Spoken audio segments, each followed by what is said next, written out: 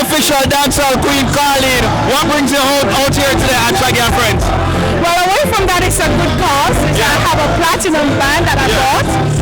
Next up! Yeah. Sting! Alright, so what are you looking forward to most from 2018? Because we know that you're basically revamping the entire dancehall scene right now. You have your weekly.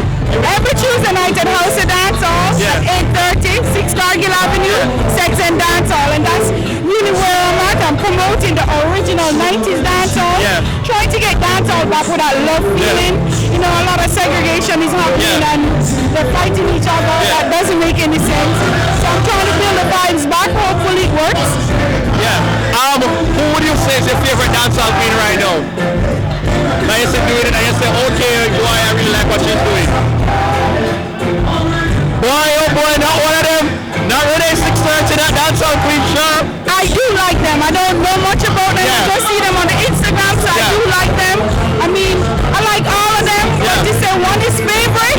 No, I don't have a favorite, but I like all of them. How was Lisa's wedding?